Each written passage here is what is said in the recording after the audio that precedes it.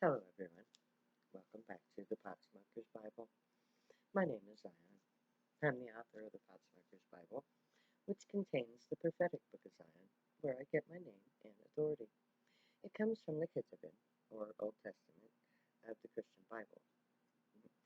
I use King James Version of the Christian Bible to put together the prophecy of Israel from the scattered testimony of the Old Testament prophets. It became the Book of Zion.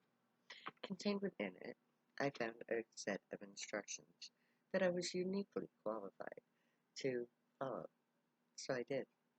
And the very last thing on my to-do list is to publish peace, which is what I'm doing on social media through this YouTube channel, Potsmoker's Bible. And I'm doing it by reading to you from my two unpublished manuscripts, the Potsmoker's Bible and the Book of Zion. Today I'm reading to you from the 26th chapter of the Potsmoker's Bible, which contains the 23rd chapter of the Book of Zion. It's called Behold My Servant, or the Book of Messiah.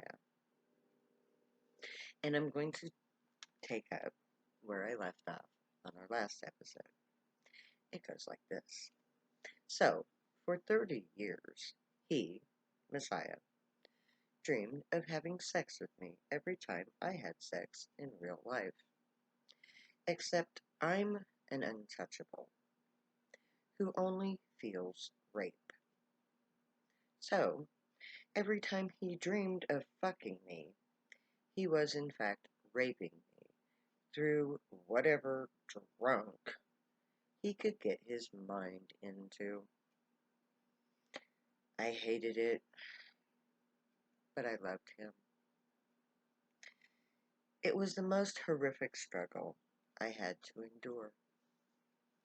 They told me if I needed Kenny, I was to be with someone else. So I was told, in essence, to be a whore, to let other men rape me for Kenny's sake. I raped myself for him until I couldn't rape myself anymore. So I finally stopped having sex at all. It wasn't because I didn't need, want, or love Kenny. I had just found out that I loved myself more. Now, on the rare occasions that I have sex, it's for my own personal healing. Fuck Kenny. I will never rape myself for him again. However, I will never reject him either. Even if I hated him, which I don't, I would still stay true to him. He is Messiah. There can be no other. Even dead, I'm still bound to him. It would just invoke the lifting of the veil as foretold by Isaiah. And being that I'm a medium, the veil, for me at least, has been partially lifted. I still am blind internally. I believe that too is because of Kenny. I believe that part of his lucid dreams involves the commandeering of my inner sight. I think in my weakened state, he was given my blocked abilities. When I began this hell ride in 1979, I stopped seeing in my mind. Kenny stopped that on the night he branded me, our last true night together. That was how he saved me. He stopped the horror show in my mind. I haven't seen any true inner imagery since that night. For me, at that time, it was needed. I was going crazy seeing the abuse over and over. But I want my sight back. I'm no longer a weakling. I have overcome much of my trauma, but my inner sight remains dark. I believe I'm strong enough now to endure the memories that almost drove me insane in 1979. Having said that, if my theory is correct, then when the living Kenny comes to be with me in his waking life, then I will be given back the inner sight that was taken from me on that night. Then I will be able to see in my mind. I will be able to remember those ugly images for what they are, empty pictures of what the sins of others looked like. Those things have no power over me. Time alone will answer that question. I hope that he is alive. I hope that he has a change of heart, that perhaps since I went to prison, he has found that I do mean something to him after all, that maybe he misses me loving him. It's ironic that as soon as I lose my connection to him, he gets cancer twice.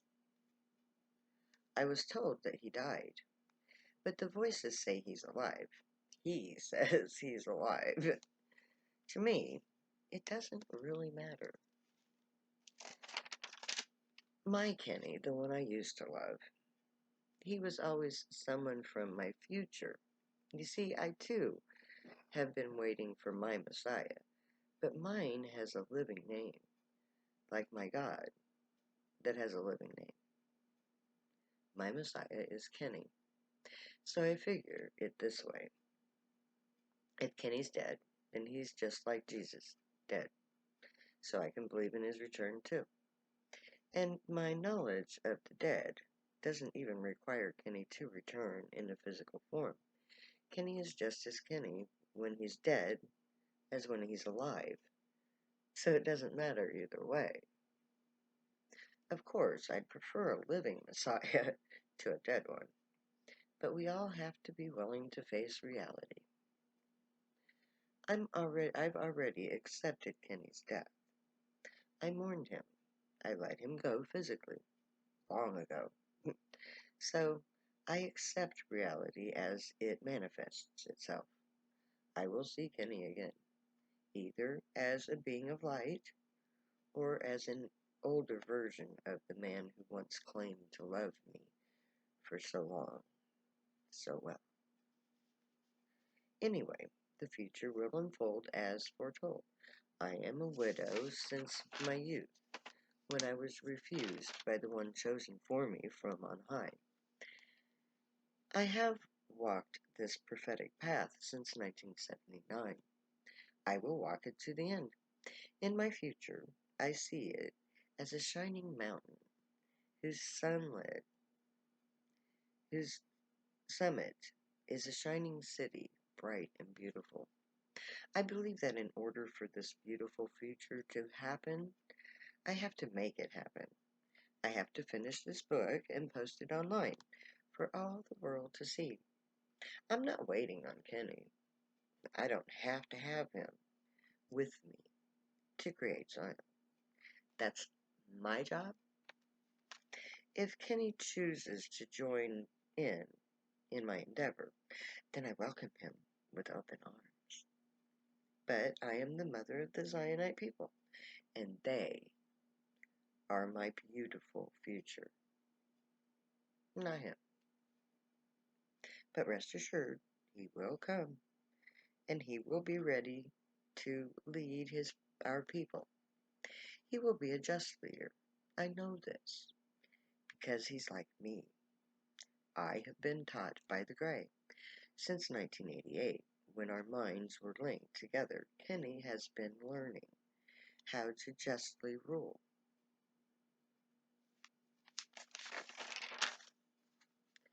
So that when he comes, he will be ready to rule wisely. I know this because Kenny used me as his proving ground.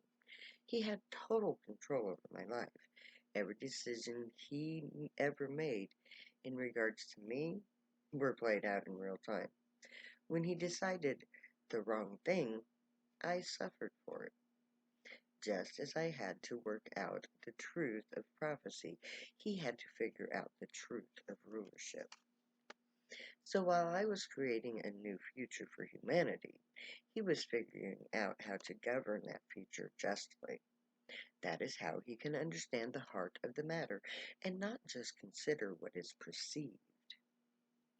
He knows already that what appears to be isn't always true. He knows to look deeper for truth than what's on the surface. He learned that the hard way, like I did, by trial and error. So our future king is also well ready to do his job. He knows how to be a just leader. He understands how the underlying motives of humanity must be dealt with and examined in order to ensure true justice. Our future is in good hands with the Baldwin. That's what they call him. And with good reason. Baldwin was the name of the last ruling king in Jerusalem. So it's only fitting that and right that a Baldwin should ascend the throne of David, his family having claimed that right as the last king to sit on the throne in Jerusalem. As a Baldwin, he is entitled. Just as my anagram Blah was part of my election, so the last Jewish king being a Baldwin is his.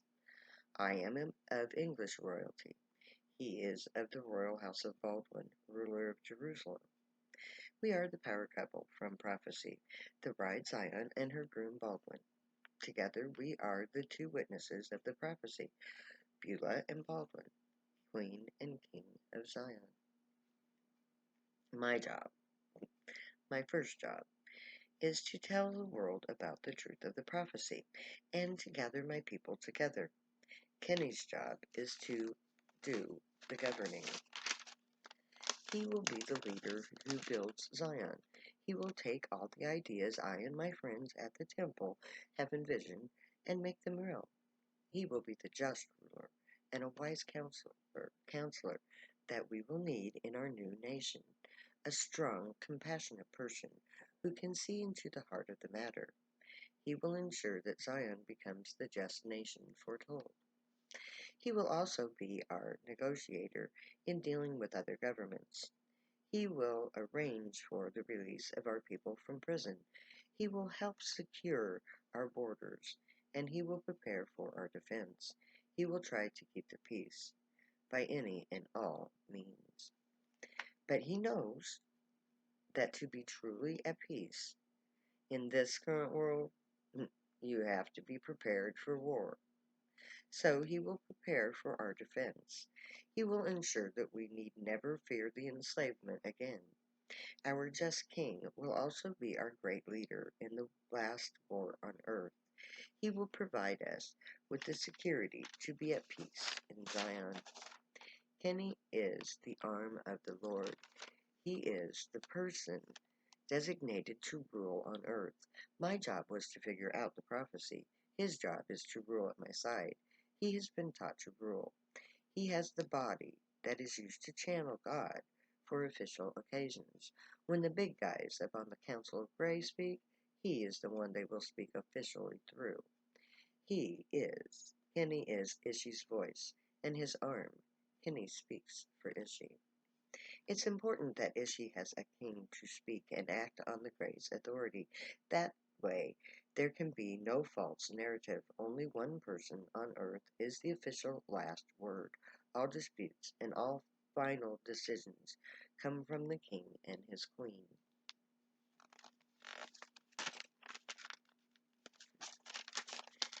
Our king will build our beautiful city. He will realize our dreams of Zion. He will negotiate our peace and prepare us for war. He will deal with other nations and be our strong king. And there I'm going to stop for today. May the Gray watch over you, guide you, protect you, and keep you from all harm. May they teach you right from wrong, and may you be worthy of them. May your thoughts, words, and deeds reflect truth, good, and light, the unicorn way. Find your joy and pursue it. Make that your guild choice when we get to Zion.